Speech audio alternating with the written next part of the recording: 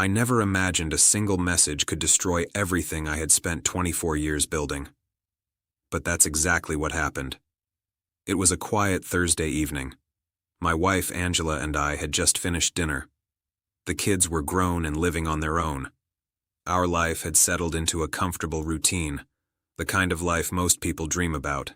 Steady, predictable, safe. I picked up my phone to check messages from work, thinking about nothing in particular, when I saw it. A new message from Angela. It read, "I miss the taste of you." At first I stared, confused. My mind raced. Who was this from? Was it meant for me?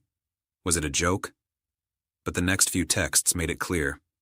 They weren't meant for me. They were for someone else. Someone else she had been seeing. Someone she had been lying about for months, maybe years. I felt my chest tighten. My hands shook. I read the messages over and over, hoping my eyes were deceiving me. They weren't. It wasn't just the words themselves. It was the betrayal they revealed, the intimacy, the secrecy, the sheer disregard for the life we had built together. 24 years, our home, our memories, our vows, gone in a few lines of text. I confronted her immediately. I showed her the messages. Angela's face went pale, then defiant, then remorseful. I didn't mean for you to see that," she stammered. "It doesn't mean anything. I don't know." "Don't know?" I said, my voice shaking. "You've been lying to me? Betraying me? Cheating on me for who knows how long? That's not, don't know. That's deliberate. That's betrayal." She tried to explain. She said she had been unhappy, that she felt neglected, that she needed attention. She claimed it wasn't about him. It was about her. I wanted to believe her. I wanted to forgive. I wanted to salvage the 24 years of marriage we had shared. But the truth was undeniable. Trust was gone. Broken.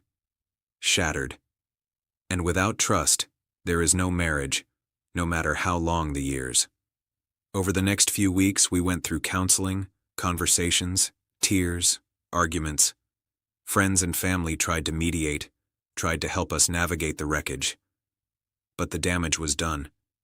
The intimacy, the foundation, the security, it had all been violated. I realized then that I had been living a lie for years. I had been faithful, devoted, loving, and she had been sneaking around behind my back.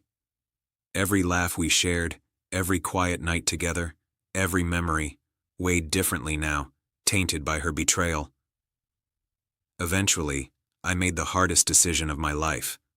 We separated. Divorce proceedings followed. The home we shared was divided. Our routines, our shared responsibilities, our plans for the future, all erased. I felt numb for months. The grief was unlike anything I had experienced. Not just for the relationship, but for the betrayal, the deception, the realization that someone I loved so deeply could so callously discard everything we had built. And yet, amidst the pain, I found clarity. I realized that life is too short to live with lies, that trust is sacred, and once broken, it cannot be fully repaired. I realized that love is not enough if respect and honesty are absent. Months later, I began rebuilding. Small steps at first, going out with friends, focusing on my health, rediscovering hobbies I had abandoned. Each day, I felt a little stronger, a little more in control, a little more free. I still think about Angela. I still think about the 24 years we shared, about the life we had, about the love that once felt unbreakable. But I also think about the strength I found within myself, the resilience I discovered, and the clarity that comes from facing betrayal head-on and refusing to let it define me. That message, "I miss the taste of you," will forever be etched in my memory. Not because of its intimacy, but because of the destruction it caused, because of the truth it revealed, because of the lesson it forced me to learn.